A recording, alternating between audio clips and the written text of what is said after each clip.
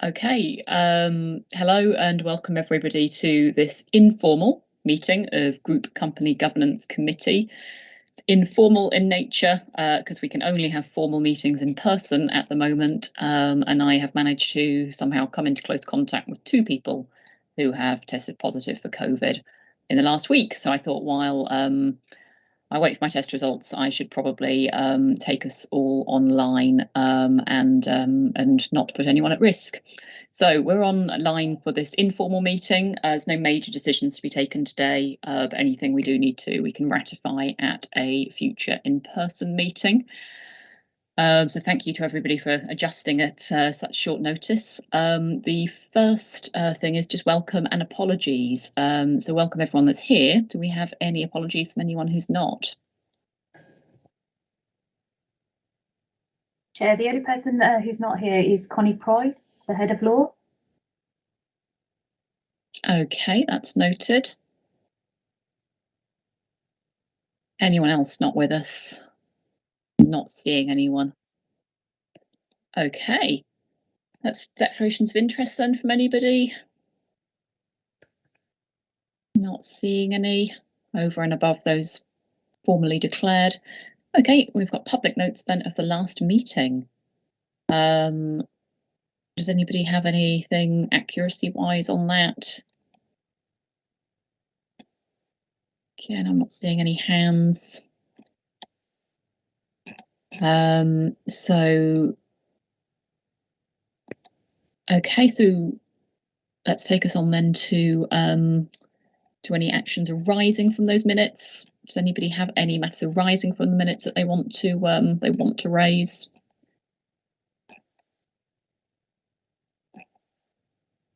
Nope, still not seeing any hands. Okay, so are those noted then?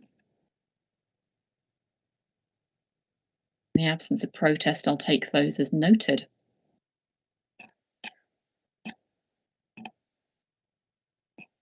Okay, right, let's get to the next bit then. So company update is next on the agenda, and I believe Alison's going to talk us through that. Alison. Yes, thank you.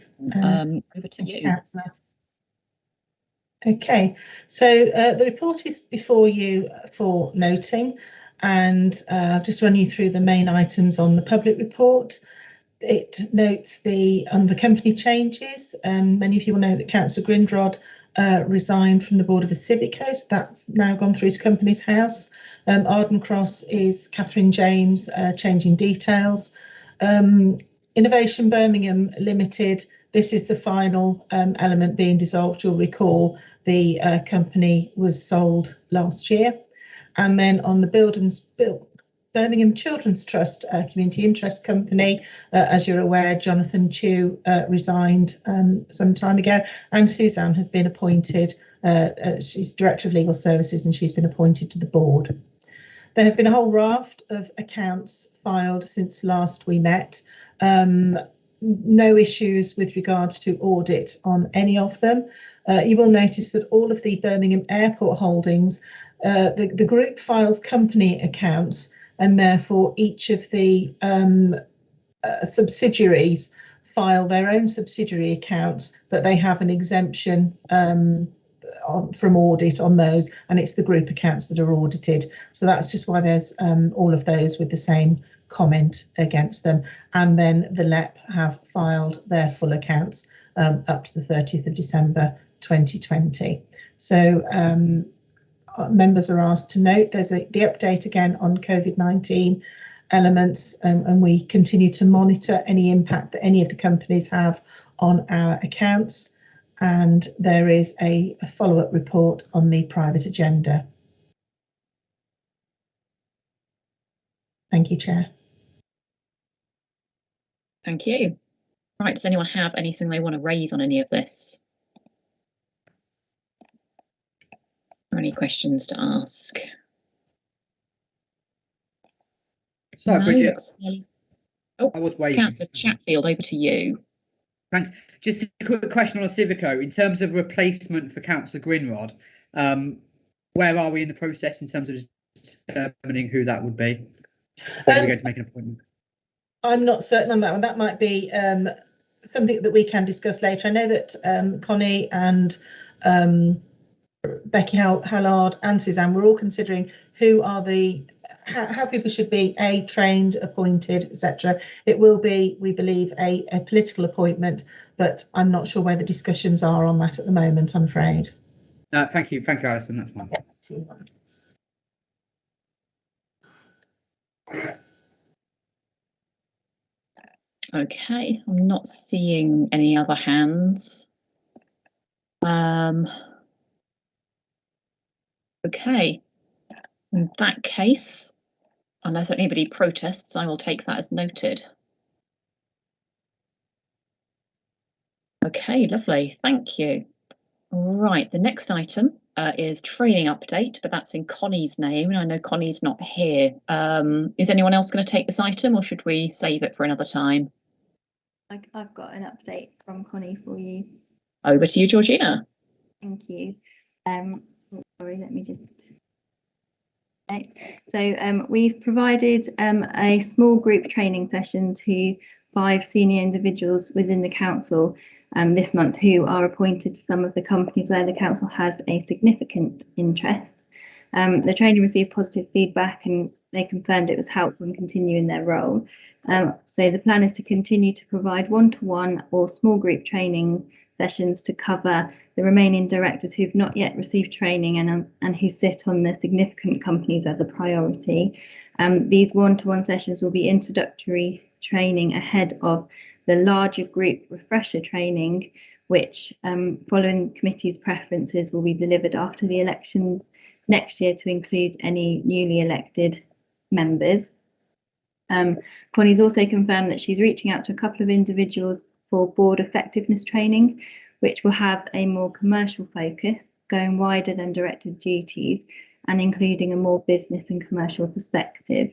Not all of the directors will need this type of training, but it will be offered to those in roles which are involve more commercial trading or companies that are trading more commercially. So that's her update currently. If there's any questions? That sounds straightforward to me. Are there any questions?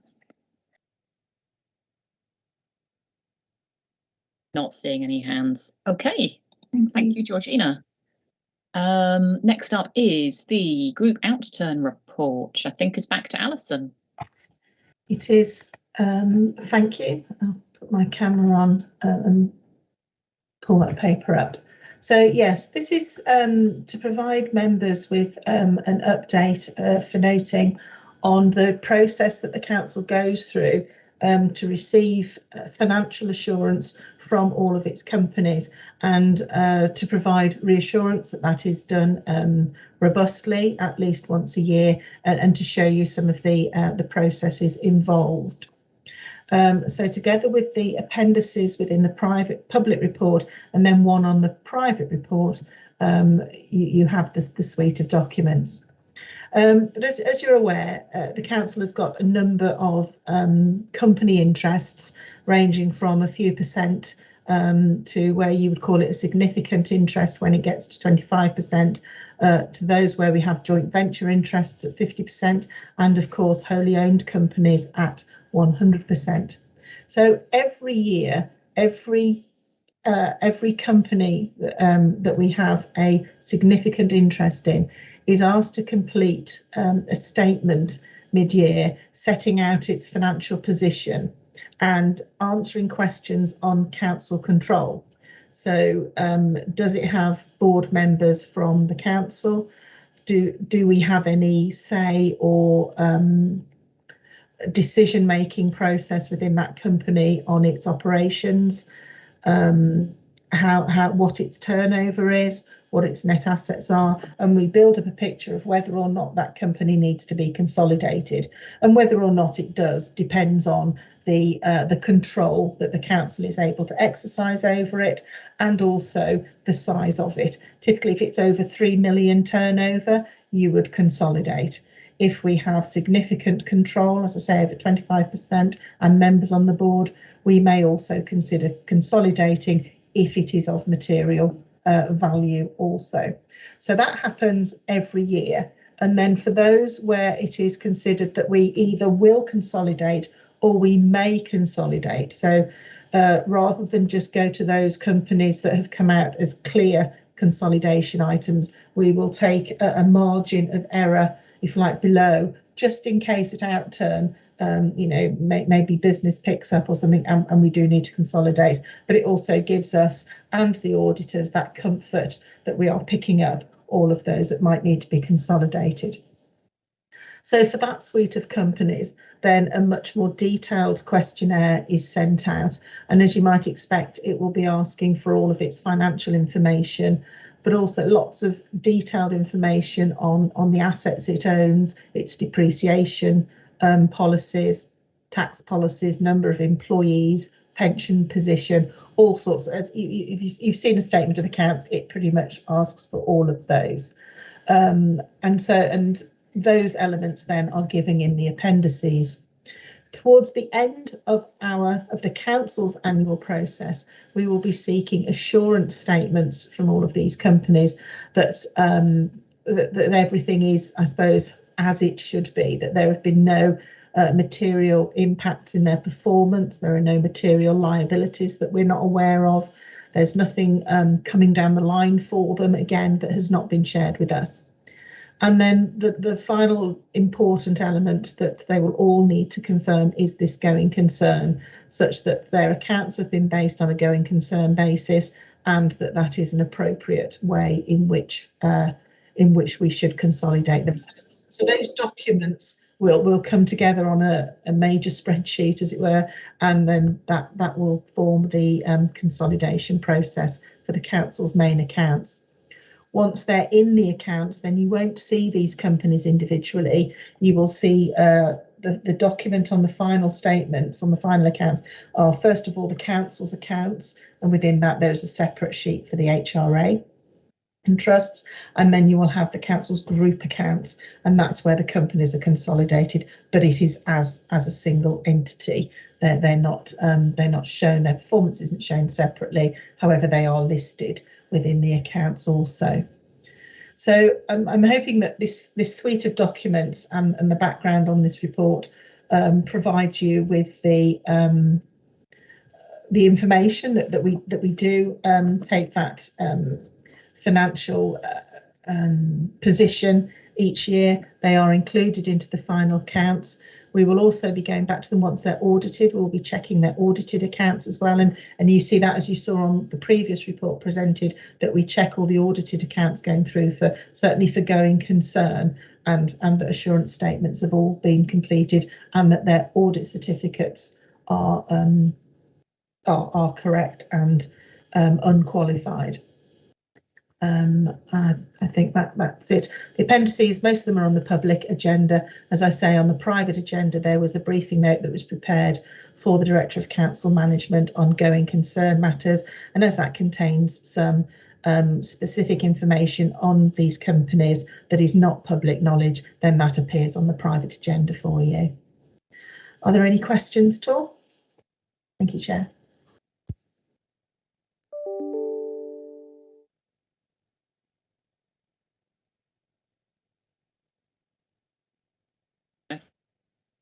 I'm muted.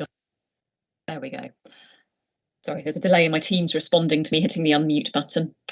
Right, are there any questions, bearing in mind what was just said about the nature of the private note? If anyone does want to discuss anything on the private note, we can, of course, revisit this under in private session. Just a comment from me, really, which is that straightforward as this might look in front of us, I know it was not straightforward getting all of this stuff together and consolidating it, and it's not something that we've always done brilliantly in the past at the council. That this is very clear, very comprehensive, and so I think it says at the beginning of the paper is one of the key tenets of sound financial management. So whilst it may look like a straightforward run-of-the-mill paper, the fact that we are doing this and doing this properly is incredibly important, and a symptom of But I suppose what CIPFA have recently recognised actually in terms of our financial management there.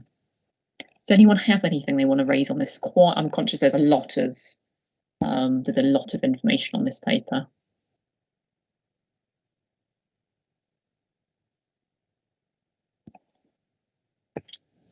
No, I'm not seeing any hands. Okay. In that case, clearly comprehensive enough to have pre-answered any questions. Thank you. I'll take that. Let me get back to my agenda. I've got 3 recommendations, which are to note the information, to note the annual process for obtaining the financial performance and outturn information, and to review and discuss any performance or governance issues arising. And to me, I don't think there's anything that we're not already appraised of or familiar with here. So unless anyone protests, I will take that as noted. Cool. Okay. Thank you, Alison. We're staying with you though. Right, so governance review update. Okay, thank you, Chair. Members will recall that we had quite a long discussion on this at the last meeting, and we had an improvement plan proposed using the findings from the public interest reports on Croydon and Nottingham, and some recommendations from a report on Liverpool Council also. So from that, and following the discussions, we've put together the appendix here as a proposed action plan. And I think as we're informal, I think I'm just asking you to note the action plan this time. I think what we will do then at the next meeting is ask for people to confirm that it is appropriate and as discussed. But I believe that we can take any comments today and any changes that you may wish to make. And note that we will then be bringing you updates on that action plan as we move through. And I've put some, together with colleagues in legal, put some suggested dates for outturn on some of these actions. And if members are happy to go through the appendix in detail, I would like to just touch on some of those. I think one of the, if we turn to the appendix, one of the items that we did discuss at length and really kind of goes back to your question, Councillor Chatfield, on where are we with the appointment of a replacement director, was that before we can do things like that, we need to have a really good updated list of all our companies. Perhaps not so important with the Civico because members are very au fait with the Civico, but not so some of the other companies. So there is, as referred to in the last paper, we have a large spreadsheet detailing all the turnover and financial position of our companies. What we're doing now is consolidating the databases and updating that, and that will be used because that's updated annually. That will be the core database then that we will add all the detail on what the company does, a bit more than is there already, and we will issue that once it's completed to member officers and to colleagues, such that on appointments a far more informed decision can be made, and we'll pull into there as far as possible numbers of meetings during the year and that sort of thing. So we will have that ready for the May 22 appointments, but obviously that work is already well in progress. I'm aware that actually the private meeting I think it just started too.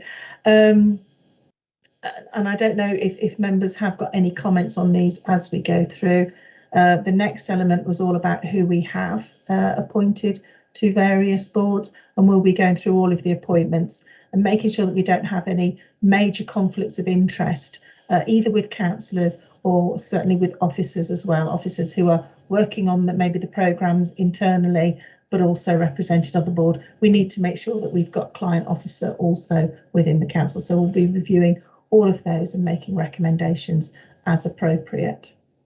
One of this area here is making sure, again, all companies have a named officer contact, and that's not just always the client officer. If we think about a Civico, they've got clients in property services, over in the Children's Trust, in inclusive growth as well, but they also have a named officer contact for their company corporate side as well. So we'll be making sure that we've got the correct officer contact brackets contacts where required for all of our companies.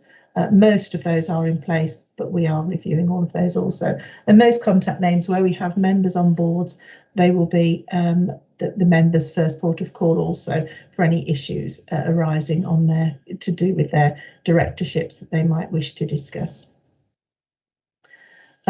This is very similar, and picking up from that, of course, it feeds back then to Georgina's update on training.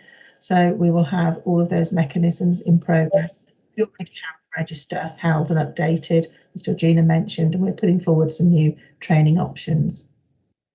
Okay, and that register will feed into this notification of outstanding appointees.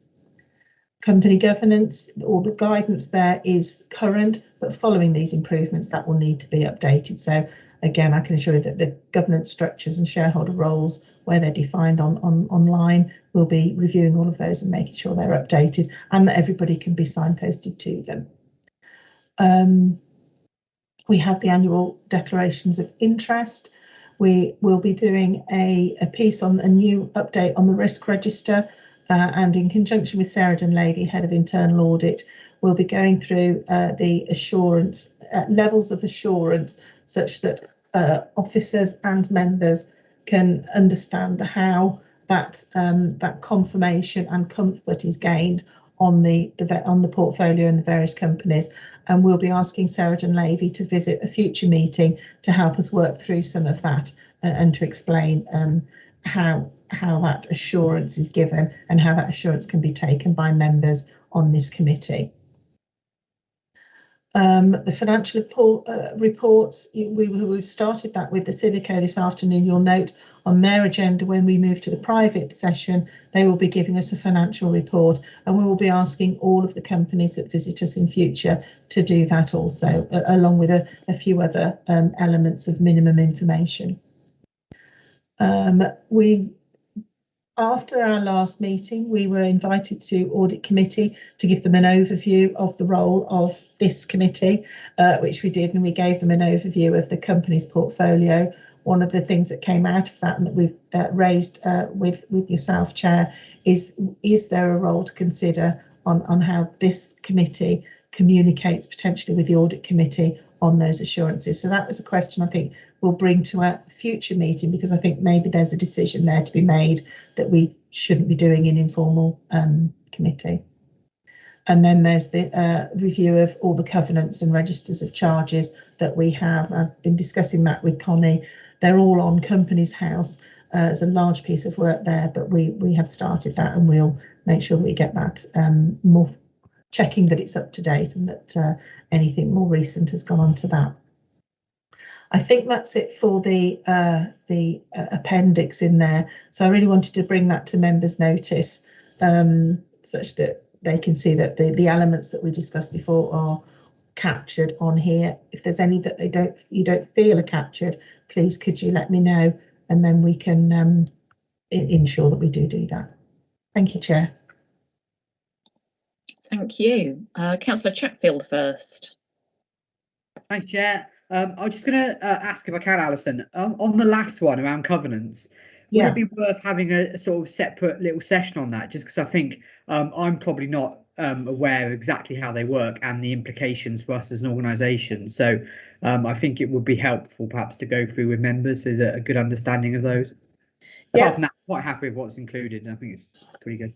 That's fine. I'll sort something out for future. The bulk of those covenants, I think, will be on our investment portfolio, but and we know where those are. And we know what they're doing, but it's really good practice. We're going through all of them. So yes, we'll perhaps combine it with charges as well once we've done the work, just to show members, the control that we have over some of these interests.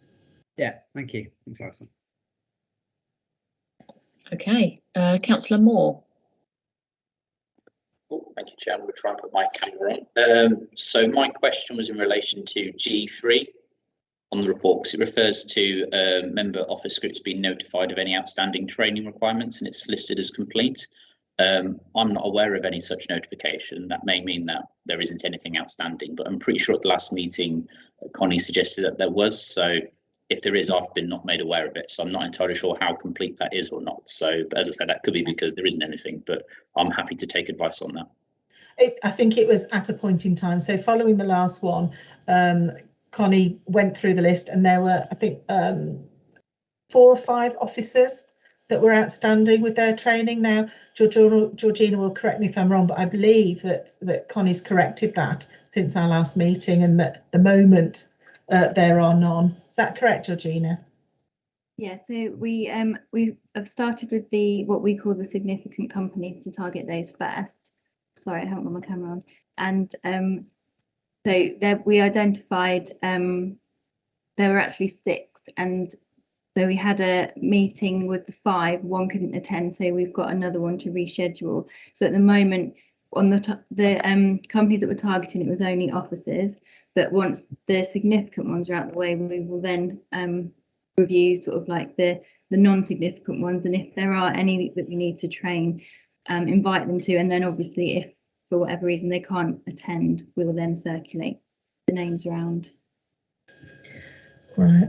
On that basis, then I'll move that to partially complete, because, as you say, it's the significant and the members, significant companies and officers. We still need to check on some of the smaller ones. Okay.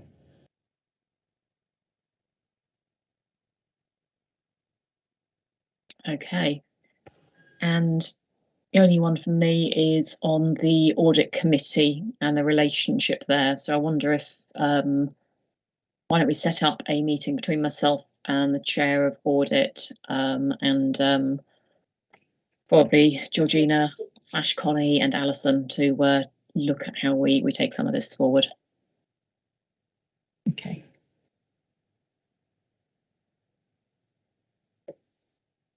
But otherwise, that looks pretty comprehensive to me.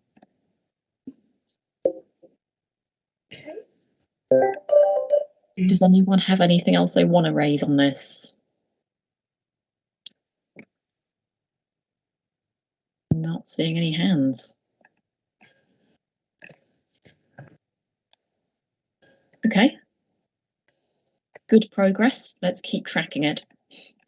Let's get an update at the next meeting to see how we are doing. Lovely, thank you for that. Let's get back to my chair's agenda.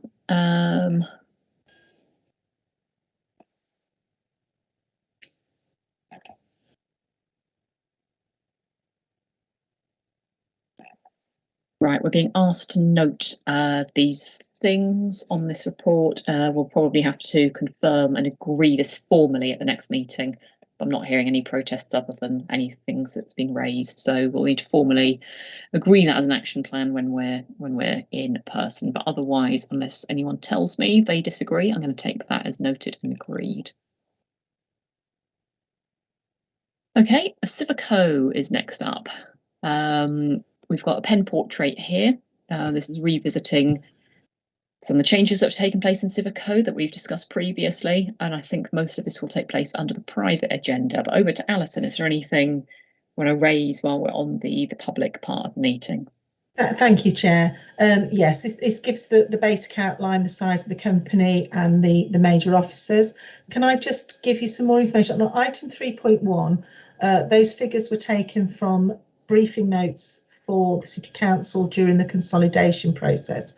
I've since this paper was issued, Civico have had their accounts audited, and so those figures should now state, instead of a loss of 4.8 million, it was a loss after tax of 2.3 million. There were still the exceptional items of the depreciation as noted in here, and the pension adjustment, and taking all of those into account, then if those hadn't happened, then the loss before tax would have been 834,000. Now, with your permission, Chair, now that we have the audited figures, and because this is a public document, I will issue a corrected paragraph because this will stay on file. If that's allowed, I think, Mandeep, I'm not sure. Chair, make a note of, Sorry. Yeah, make a note of this and then obviously bring it to the next committee to agree. In the meantime, would we be able to change this report if I give you the updated audited figures now? Yes, but we can't publish it on this agenda. It will have to be at the next one. Okay. Okay. That's fine. And as long as we just put a note on, as long as it's made clear that these are the pre-audited figures for anyone that comes across these, and we don't want them using them erroneously. And that's the crux of it, really. Exactly. So, Mandeep, if we can consider something on this paper, that would be helpful whilst it's online. Okay, Alison, the only other thing we could do is on CMIS, we can add additional document, updated version at the bottom. Okay, that would be good. Yeah, thank you. All right. Okay, we'll come on to more discussion on this on the private report, but does anyone have anything on the public they want to raise at this point in time? I'm not seeing any hands. Okay. So unless anyone protests, I'll take that as noted for now. The date of the next meeting is Thursday, the 18th of November, hopefully in person and as a real live meeting. And just finally is other urgent business on the public report. So we do have one item that we've been asked to consider as a matter of urgency. So Alison, do you want to talk us through this? Thank you, Fred, it's me again. So we've had a request from one of our companies, which is the NEC Pensions Trustees. They have asked for our views on the global investor statement to governments on climate crisis. Now, they've asked for our views and they have to apply to be named on this statement on climate crisis by October. So if we moved it to the November meeting, I'm afraid it would be too late. We could certainly ratify it at that point if members are happy to. Now, what I propose to do is send these. The investors have sent us some slides, and I'll share those with you briefly now. What I would like to do is send those round to you after the meeting for you to consider, and let me know if you have any views, please, by the end of September that you would like me to relay back to the NEC. It is the decision of the trustees, so I'll be honest with you, they've asked our views, but they obviously the decision whether to sign up or not will be theirs.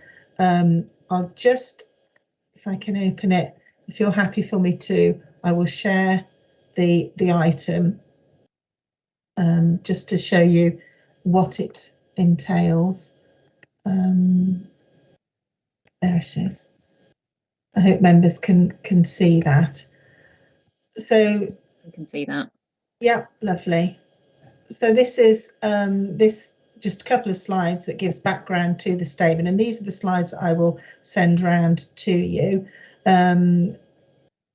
These are the people who already signed up to it, and the press release is that $41 trillion in assets have been released.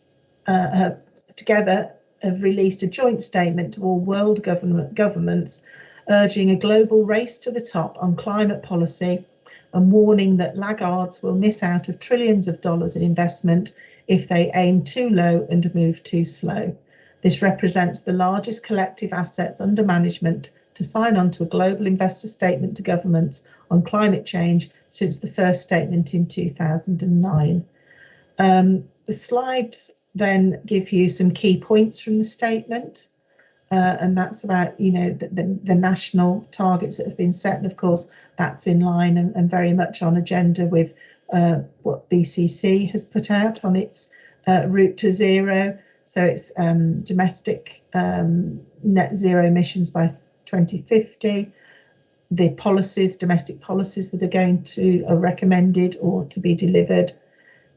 In the context of COVID-19, obviously, we still need recovery plans, and commit to implementing these mandatory climate risk disclosure requirements. That's pretty much it. I think the last one, this is about signing up to the statement so that we can meet the Paris Agreement goals. Doesn't commit the trustees to further action, but nevertheless, it is a move. It's a statement of intent and a statement of its own viewpoints for the NEC Pension Trust. Many signed up by the 30th of August. The next deadline hasn't been set, but we expect it to be mid to late October. So we've been asked, those are some questions and answers. We've been asked by the pension fund as trustee whether we have any views on this. I have checked, and as you'd expect, it is in line with the council's own route to zero intentions. So I'm not asking for your views today, and you haven't had a chance to see these slides at all. There is a link on the slides through to the actual statement, and so what I'm asking is, as a point of consultation really, if any of the members of this group, as sort of in their role as shareholder representatives, if you have any views that you would like expressing back to the trust, please could you let me know and I will pass those on. Thank you, Chair. Okay, does anyone have any views they want to express? Councillor Chatfield. I felt selfish going first. Oh, sorry, feel free. I was going to say, yeah, I think it's a reasonable statement to make. I don't think there's any particular issue, so it doesn't contradict with anything we're doing anyway. I like the use of the word laggard. It's not a word you often come across in official documents and age. But the slightly more serious point is, I think it's interesting that it's attempting to pressurise government around a sort of regulatory agenda, but actually, presumably, there's things the pension fund themselves could do more directly in terms of bolstering their commitment to climate change. So it'll be interesting to see whether their actions match their words. You know, it's a lobbying exercise, and obviously an important one. But actually, I wonder how much, and it's probably more complicated than it appears. But they do have some degree of discretion over the use of their funds, and could use them to further the goals around sustainability. Yeah. I think that is a very, very good point. Any other points of view?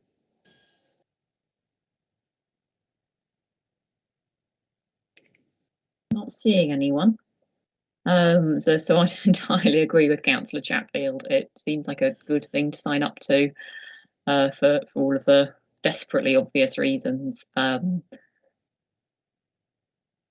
But were they to sign up to that, I'd love to see them follow through on seeing what they could do to use their own power and funds to tackle the climate crisis that we are facing. Nobody else is indicating to give any views. So I'm going to take silence as agreement in this context. So I think the feedback to the board is as we've said, good thing to sign up to. We'd ask the question of how they are using their own funds and etc. to further the goals that they have signed up to here, while lobbying others to do. Thank you.